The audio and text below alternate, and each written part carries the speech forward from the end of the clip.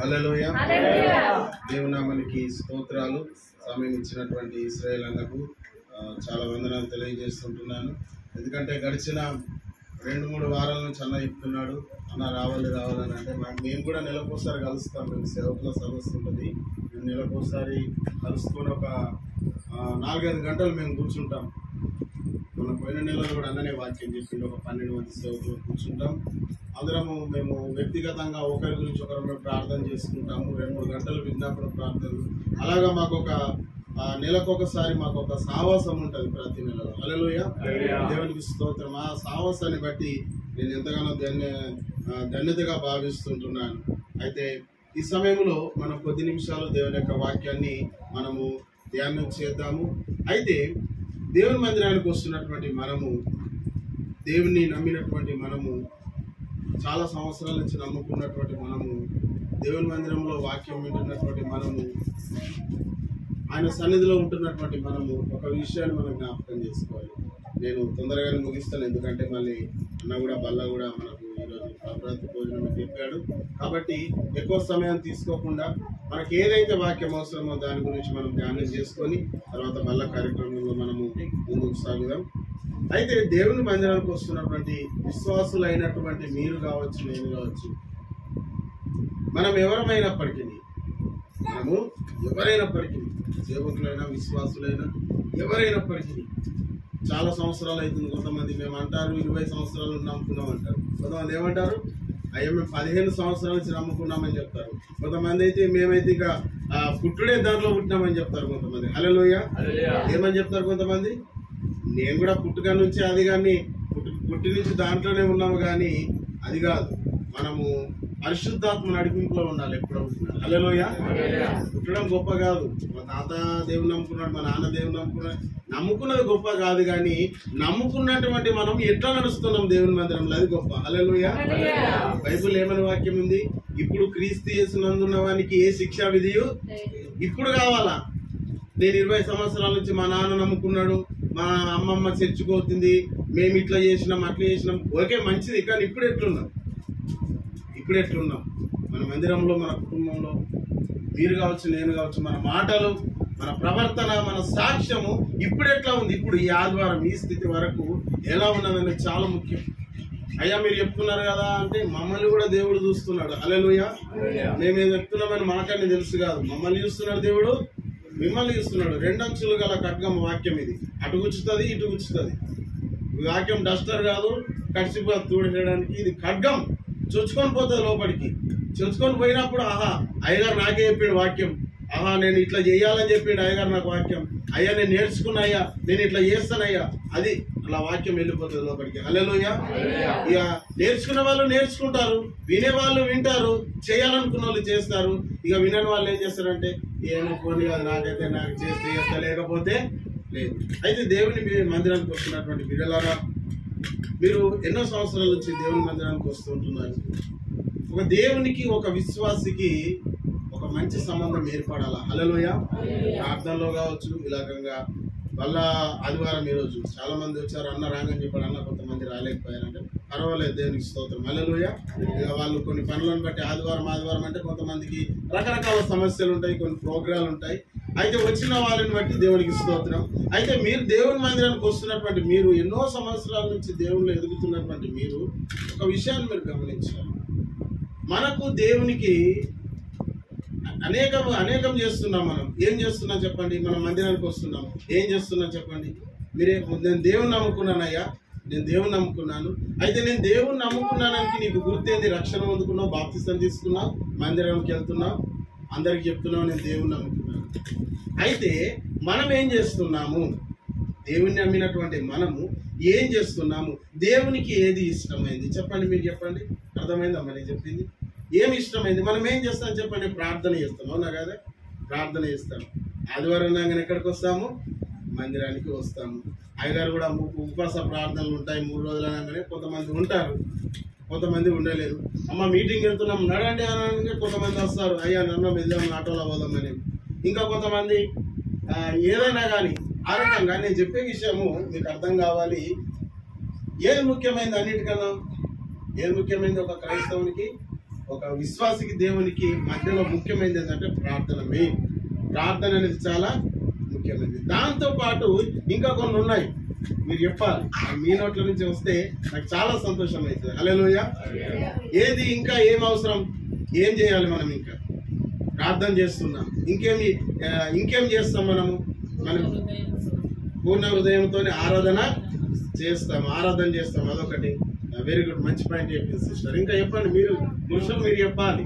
ఇంకా మాటలు లోపట్ల ఉంచుకోవాలి. ఇంకా ఏం చేయాలి మనము?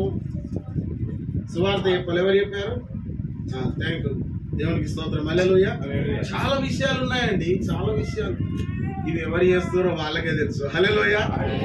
ఎవరు చేస్తారో నేను మిమ్మల్ని చూడలేనమ్మా, మీరు కూడా నన్ను చూడలేరు. మీ హృదయం నా హృదయం ఎవరు చూస్తారు? దేవుడు చూస్తారు. అయితే అయ్యగారు చెప్తాడు, మా నాన్న కానీ నేను కానీ ఎవరైనా కానీ రోజు 10 గంటలు 4 గంటలు ప్రార్థన చేసేవారు చేయలేకపోయినట్టు అందరు లేపుతారు. కానీ చేసేది ఎవరు చూస్తారమ్మా? అందరితో పాటు లేకపోతే అమ్మ ఈమె 10 గంటలు ప్రార్థన చేస్తుందా? దేవుడు చూస్తున్నాడు. హల్లెలూయా. ప్రియులారా, అన్నిటికన్నా ముఖ్యమైన ప్రార్థన, ఉపవాసము, వాక్యం వినడము, పరిచయం చేయడము. దేవునికి అన్నిటికన్నా ముఖ్యమైనది, అందులో ఇష్టమైనది ప్రార్థనతో పాటుగా, ఉపవాసంతో పాటుగా, వాక్యాన్ని ధ్యానించడంతో పాటుగా, నీ సాక్ష్యాన్ని కాపాడటంతో పాటుగా నువ్వు దేవునికి ఏమి ఇస్తున్నావు అనేది దేవునికి చాలా ముఖ్యమైనది. హల్లెలూయా. నువ్వు దేవునికి ఏమి ఇస్తున్నావు? ఇప్పుడు మరి దేవుడు మనకేమి ఇచ్చాడు? మన కొరకు ఏం చేశాడు? దేవుడు మనకేమి ఇచ్చాడు? మన కొరకు ఏం చేశాడు చెప్పండి. మన కొరకు ఏం చేశాడు దేవుడు? ప్రాణం పెట్టాడు. దేవునికి స్తోత్రం. హల్లెలూయా. ఒకటే మాటలు చెప్పేసి దాన్ని మించింది ఇంకేం లేదు. అది బంగారంతోని డబ్బుతోని అసలు మనము అది లెక్క పెట్టలేము. ఇంకా అదిగా ఏం కార్చాడంటే రక్తంని కార్చాడు, రక్తాన్ని కార్చాడు, ప్రాణాన్ని ఇచ్చాడు, రక్షణని ఇచ్చాడు, అన్ని ఇస్తానే ఉన్నాడు. ఇప్పుడు కూడా దేవుడు ఏం చేస్తున్నాడు? ఇస్తానే ఉన్నాడు, ఇంకా ఇస్తానే ఉన్నాడు. ఎప్పటిదాకా ఇస్తాడంటే ఈ భూమి మీద మనం ఉన్న రోజుల దాకా దేవుడు. చాలా బాగుంది. మరి మనం దేవునికి ఏమి ఇస్తున్నాం? అదే నేను ఈరోజు చెప్తాను. హల్లెలూయా. ప్రసంగ అంశము నా పాయింట్ ఇదే, నేను ముందు నుంచి చెప్పుకొచ్చింది ఇదే. అయ్యా నేను ప్రార్థన చేస్తున్నా, చాలా మంచిది. నేను ఉపవాసం ఉంటున్నా, చాలా మంచిది. అయ్యా నేను పరిచర్య చేస్తున్నాను, చాలా మంచిది. నేను సువార్త చెప్తున్నాను, చాలా మంచిది. మరి దేవుడు ఏమి ఇచ్చాడంటే, అయ్యా నాకు దేవుడు ప్రాణం ఇచ్చాడు, రక్తం కాల్చాడు, నా కొరకు గొడవ దెబ్బలు తిన్నాడు, నాకు ఇల్లు ఇచ్చాడు, ఇది ఇచ్చాడు, అది ఇచ్చాడు, అయ్యా నాకు అన్ని ఇచ్చాడు, చాలా సంతోషం. మరి మనం దేవునికి ఏమి ఇస్తున్నాం అనేది చాలా ముఖ్యమైనది. హల్లెలూయా.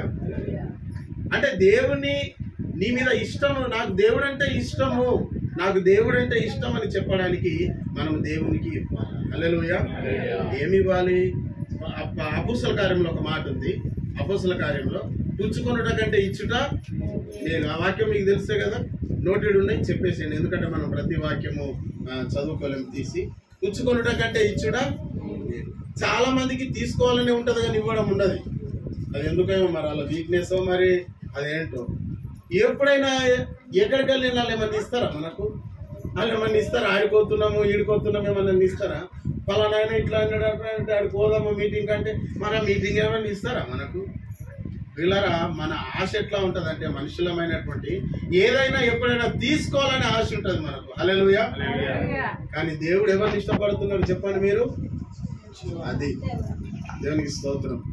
ఎవరి ఇష్టం దేవునికి? తీసుకునేటోళ్ళు కాదు దేవునికి, ప్రాణం తీసేటోళ్ళు కాదు దేవునికి ఇష్టమైంది, ప్రాణం ఇచ్చేవాళ్ళు దేవునికి కావాలి. హల్లెలూయా. అన్నం తినడం కాదు, మనం చేసేది ఇతరులకు పంచడం. మన గురించి ప్రార్థన చేయడం కాదు, వారి గురించి మనం ప్రార్థన చేయాలి. అదే దేవుడు కోరుకుంటున్నాడు. నా జీవితంలో నేను అట్లా చాలా చేసి నేను మేలును అనుకున్నాను. బైబిల్లో కూడా యోబు తన స్నేహితుల గురించి ప్రార్థన చేసి 200 ఆశీర్వాదం పొందుకున్నాడు. ఏదైనా కానీ మనమే చేయాలి. మరి మన పనులు ఎవరు చేస్తారంటే దేవుడు చేస్తాడు. దేవునికి స్తోత్రం. హల్లెలూయా. నా పని నేను దేవుని పని చేస్తున్నాను కదా అంటే, మరి నా పని ఎవరు చేయాలంటే నీ పని దేవుడు చేస్తాడు. ఎందుకంటే దేవుని పని నువ్వు చేస్తున్నావు కదా, నీ పని ఎవరు చేస్తారు? దేవుడు చేస్తాడు. దానికి నీకు అనుమానం ఏం లేదు. దేవుని పని నువ్వు చేసుకుంటావు, దేవునికి నువ్వు ఇచ్చుకుంటావు, వెళ్ళు, నీకు దేవుడు ఏం చేస్తాడు? ఇస్తాడు. మనకు 1వ రాజుల గ్రంథంలో 18వ అధ్యాయంలో ఇక్కడ మనకు ఒక విధవరాలు కనబడుతుంది. తొందరగా తీసి చదవండి. అక్కడ మనకు 1వ రాజుల గ్రంథము 18వ అధ్యాయంలో అక్కడ మనకు 1వ ఏలియా ఇట్లా నేను 17వ వచనంలో ఏది చదువుతారంటే 12వ వచనం చదవండి. అయితే కాదండి 1వ రాజులు 17-12 చదవండి. అందుకు ఆమె చదవండి. అందుకని దేవుడైన యెహోవా జీవంతోడు తొట్టిలో పట్టెడు పిండియు గుడ్డిలో కొంచెం ఉన్నాయో నా ఇద్దరు ఉన్నవే గాని అప్పం ఒకటైనను లేదు. మేము చావక మునుపు నేను ఇంటికి పోయి వాటిని నాకును నా బిడ్డకును సిద్ధం చేసుకున్న వల్ల నేను పుల్లలు ఏర్పడడానికి వచ్చాను. దేవునికి స్తోత్రం. హల్లెలూయా. చావకన్నా ముందు ఏం చేస్తున్నారట వీళ్ళు? పుల్లలు ఏరుకొని అది ఉన్నదెంతో నూనెనో కొంచెం పిండి ఏదో చేసుకొని తిని చచ్చిపోతున్న సమయంలో వీళ్ళ దగ్గరికి ప్రవక్తను దేవుడు పంపించాడు. ఎవరు? ఏలియా. దేవునికి స్తోత్రం. హల్లెలూయా. చచ్చిపోతాం అనుకున్న పరిస్థితి వీళ్ళది. పుల్లలు ఏరుకొని ఏదో ఉన్న కొంచెం నూనె ఉన్న కొంచెం పిండితో చేసుకొని మేము చచ్చిపోతాం, ఇది మా పరిస్థితి. అయితే దేవుని సేవకుడు వాళ్ళ దగ్గరికి వెళ్ళినప్పుడు ఆమెతో అన్నాడు, అమ్మా నువ్వు భయపడకు. దేవునికి స్తోత్రం. హల్లెలూయా. మన దగ్గర డబ్బు లేనప్పుడు మనం భయపడతాం కదా. అనారోగ్యం వచ్చినప్పుడు అయ్యా ఇంత డాక్టర్ ఈ రోగం అని చెప్పాడు, భయం అనిపిస్తుంది. అయ్యా పరిస్థితికి ఇట్లున్నది. ఎక్కడైనా మనుషులు ఏడ భయపడతారు చెప్పండి? డబ్బుల కన్నా బాగా భయపడతారు. మీకు తెలుసలేదు? ఎవరైనా తిడితే మీరు భయపడతారు. మీరు ఏడ భయపడతారు తెలుసా? డబ్బుల దగ్గర భయపడతారు. రేపు డబ్బులు అవసరం అంటే ఈ రోజు ₹1 నీ చేతులు లేదనుకో, ఎట్లా ఎంజాయ్ ఉంటారా మీరు?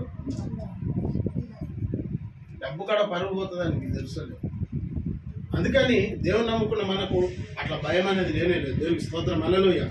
మనం ఇచ్చే వారాన్ని ఎప్పుడు ఉంటే దేవుడు మన పర్సు ఖాళీ ఉంచాడు, మన ఖాతా ఖాళీ ఉంచాడు, మన దేడు కూడా ఖాళీ ఉండదు. దేవునికి స్తోత్రం. హల్లెలూయా. దేవుడు చెప్పినట్లు చేస్తే అన్ని దేవుడు నింపి పడేస్తాడు. ఏం చేస్తాడు? దేవుడు నింపేస్తాడు. ఖాళీగా ఏది ఉంచాడు? దేవుని మాట చొప్పున చేయాలా. ఎట్లా చేయాలి? అది కూడా దేవుడు చెప్పినట్లు చేయాలి. పేతురు రాత్రంతా ప్రయాసపడ్డాడు, మనకు తెలుసు. ఒక్క చేప కూడా ఆయనకు కావచ్చు, ఆయన గుండెవాడు కావచ్చు, ఏడ గట్టుంటుందో తెలుసు, ఎక్కడ చేపలు ఉంటాయో తెలుసు. వాళ్ళకంటే మనకేం తెలుసు? అంత తెలిసినవాడు కూడా చేపలు పట్టలేకపోయాడు. ఆయన దేవుడు వచ్చాడు, ఇక్కడికి నడు లోతులకు తీసుకెళ్ళేంతాను కానీ నీ మాట చొప్పున నేను వలలు వేస్తాను. దేవునికి స్తోత్రం. హల్లెలూయా. ఎవరి మాట చొప్పున? నీ మాట చొప్పున వలలు వేస్తానని అంటే మీకు ఇంకో విషయం తెలుసా లేదండి? ఎక్కడికైతే దేవుడు తీసుకువెళ్ళిండో అదంతా రాత్రి తిరిగినోడు ఆయన. హల్లెలూయా. అదంతా రాత్రి అంతా చక్కెర కొట్టినోడే, కానీ ఒక్క చేప కూడా దొరకలే. దేవుని మాట ప్రకారంగా చేసినప్పుడు మన బైబిల్లో చూస్తూ ఉంటాం, 2 దోణిలు నింపినారట చేపలు. హల్లెలూయా. అసలు వాళ్ళు ఉంటారు చూడండి, ఆ వల అసలు తెగదండి వల్ల, మీకు తెలుసలేదు. దాన్ని బట్టి ఇట్లా లాగితే మన చేతే కొంచెం ప్రాబ్లం అవుతుంది, కానీ ఆ చేపల రాశి కంట వలలే పిగిలిపోయినట్ట. దేవునికి స్తోత్రం. హల్లెలూయా. నింపేశాడు దేవుడు, 2 పడవలు నింపేశాడు దేవుడు. పిల్లరా, మనం దేవుని మాట ప్రకారంగా చేస్తే ఎప్పుడైనా మనం ఇచ్చే వాళ్ళలాగా ఉండాలి, పెట్టే వాళ్ళలాగా ఉండాలి. బీదలకైనా దేవునికైనా దేవుని మందిరానికైనా దేవుడు అంటే నాకు ఇష్టం, దేవుడు అంటే నాకు ఇష్టం, దేవుడు అంటే నాకు ఇష్టం అని నోటితో చెప్పడం కాదు. మనం చెయ్యాలి, ఇవ్వాలి దేవునికి. ఎట్లా ఇవ్వాలి అని అంటే మనం లాస్ట్ కానుకలు పడతాం, అట్లా ఇవ్వచ్చు. కృతజ్ఞత కానుక ఇవ్వచ్చు, మొక్కుబడి కానుక ఇవ్వచ్చు. బైబుల్లో హన్న అంటే కుమారుని మొక్కుబడి ఇచ్చేసింది. మీకు తెలుసు ఆ విషయం? నాకు మగబిడ్డను దయచేస్తే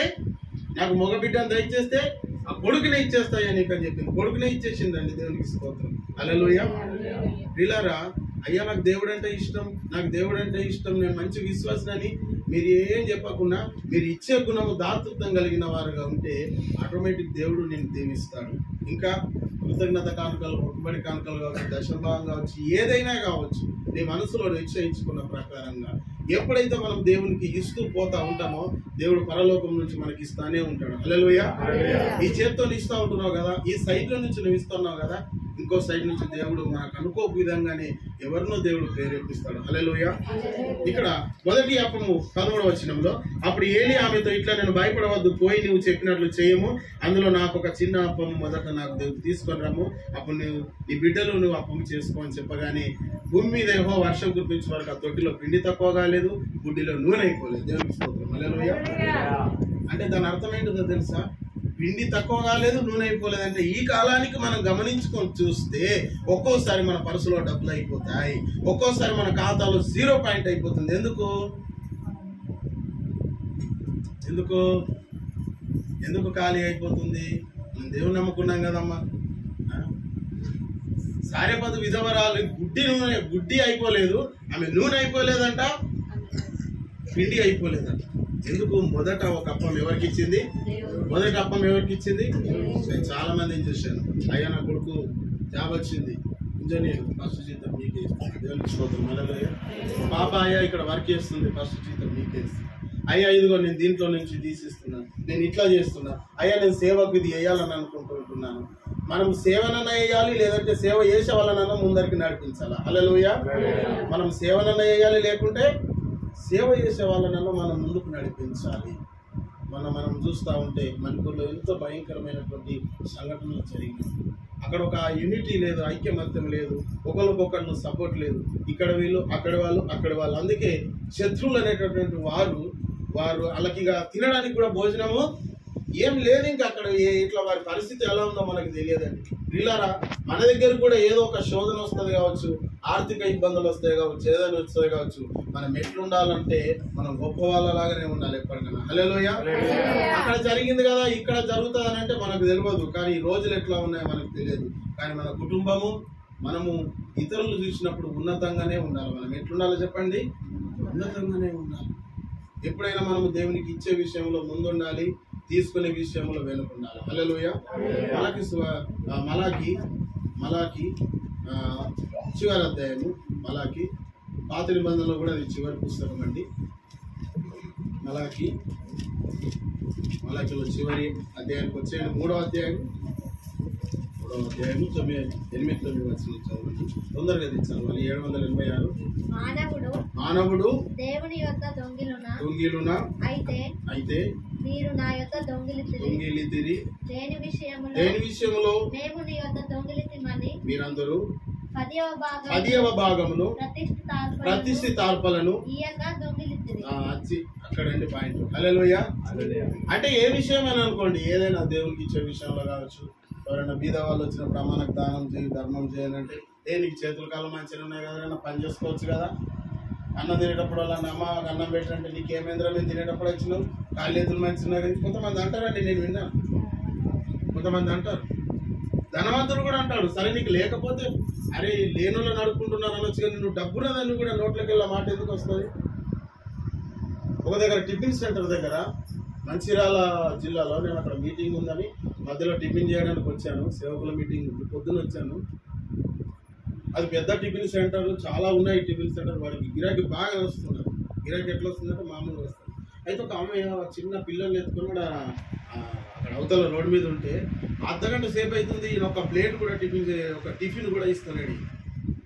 అంటే చూడండి, మనుషులు ఎంత భయంకరమైనటువంటి మనుషులు తయారైన భూమి మీద. వీళ్ళ దేవుని నమ్మినటువంటి మనం ఎట్లుండాలని తెలుసా అండి? మీరు ఏమనుకుంటారో తెలుసా?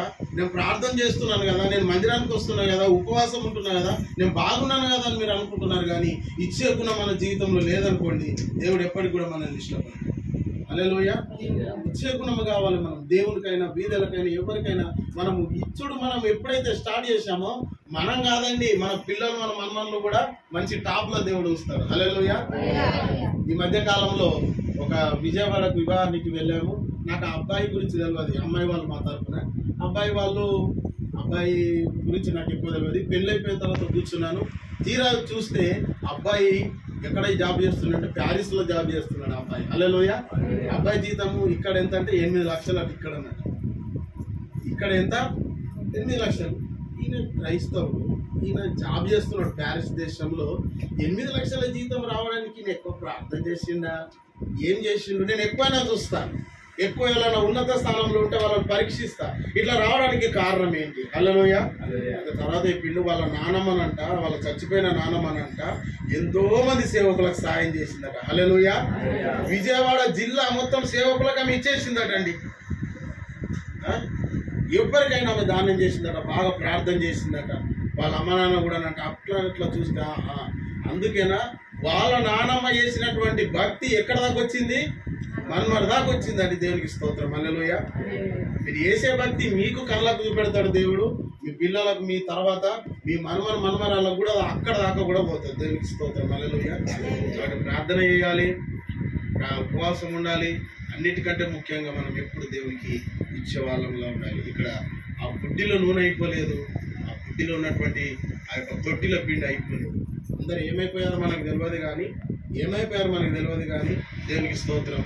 వాళ్ళు దేవుని సేవకునికి మొదటిగా స్థానం ఇచ్చినారు కనుక ఇక్కడ ఏముందంటే, మీరు నా దగ్గర దొంగతనం చేస్తున్నారని దేవుడు చెప్తున్నాడు. హల్లెలూయా. ఎవరన్నా దేవుని దగ్గర దొంగతనం చేస్తారా?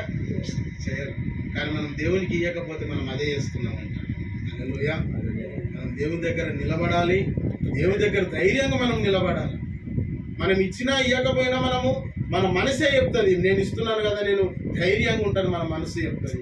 ఎవరైతే ఇయ్యలేరో వాళ్ళ దేవుని దగ్గర ధైర్యంగా నిలబడలేరమ్మా. వాళ్ళు దేవుని దగ్గర ధైర్యంగా ఇచ్చిన వాళ్ళైతే ధైర్యంగా నిలబడతారు దేవుని దగ్గర. దేవుడు ఇస్తే ఇయ్యని నాకుంటే లేకపోతే లేదు. భక్తి అనేది అట్లనే ఉంటుంది. ఎట్లా ఉంటుంది అంటే, ఇప్పుడు శేతరకు మేషాకు అబద్ధినగోళ్ళు చూడండి, వాళ్ళకు భక్తి లేదా? వాళ్ళంతా భక్తులు కాదు, అయినా వాళ్ళు ఏమన్నారో తెలుసా? ఆ నెబుకద్నెజరు అగ్నిలో వేస్తే ఏమన్నారో తెలుసా? మా దేవుడు రక్షించకపోయినా కూడా మాకు, అంటే వాళ్ళు ఎట్లున్నారు అంటే భక్తులే. వాళ్ళు రక్షించబడ్డారు, వాళ్ళ భక్తి వాళ్ళని కాపాడుతుంది, వాళ్ళు గొప్ప వాళ్ళని చెప్పుకోవచ్చు. కానీ వాళ్ళు ఏమంటున్నారు చూడు, మా దేవుడు కాపాడకపోయినా పర్వాలేదు. దేవుడికి స్తోత్రం. హల్లెలూయా.